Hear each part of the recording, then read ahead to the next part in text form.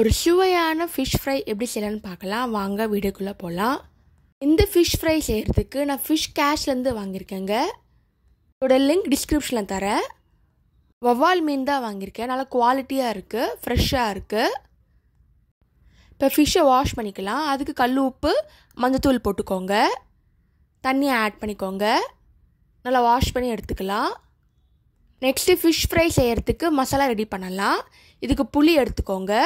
கொஞ்சமாக மஞ்சத்தூள், மிளகாத்தூள், உப்பு ஆட் பண்ணிக்கோங்க. புளி நான் நெல்லிக்காய் சைஸ் அளவு எடுத்துருக்கேன். மிளகாத்தூள் 3 ஸ்பூன் ஆட் பண்ணிக்கோங்க. மஞ்சத்தூள் 1 ஸ்பூன் ஆட் பண்ணிக்கோங்க. உப்பு தேவையான அளவு ஆட் பண்ணிக்கோங்க.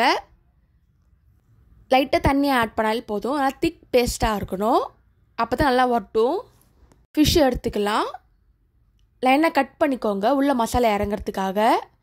இப்போ மசாலா தடவிக்கோங்க. 2 பக்கமும் தடவுங்க. ஒரு 10லேருந்து 15 நிமிஷம் வரைக்கும் ஊற வைங்க. அப்போ தான் மசாலா ஃபுல்லாக இறங்கும். இப்போ திருப்பி போட்டுக்கலாம். இந்த மாதிரி ஃபுல்லாக ஆகணும். இதே மெத்தடில் நீங்கள் ப்ரான், மஷ்ரூம் வச்சு கூட நீங்கள் பண்ணி பார்க்கலாம். டேஸ்ட் செம்மையாக வரும். ஒரு 10 நிமிஷம் ஊற வச்சாச்சு. இப்போ மசாலா ஃபுல்லாக இறங்கியாச்சு. இப்போ தவா எடுத்துக்கோங்க. எண்ணெய் ஆட் பண்ணிக்கலாம்.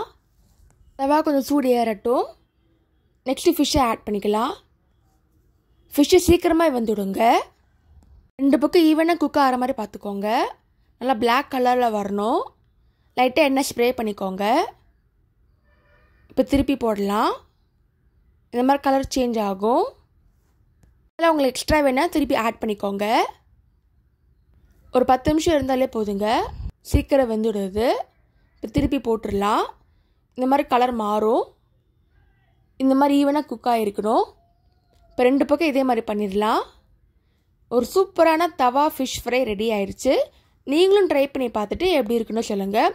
இதே மாதிரி சிம்பிள் ரெசிபியில் யூடியூப் சேனலில் போட்டிருக்கேன். அதையும் மறக்காமல் செக் பண்ணி பாருங்கள். தேங்க்ஸ் ஃபார் வாட்சிங். லைக் பண்ணுங்கள், ஷேர் பண்ணுங்கள், சப்ஸ்கிரைப் பண்ணுங்கள்.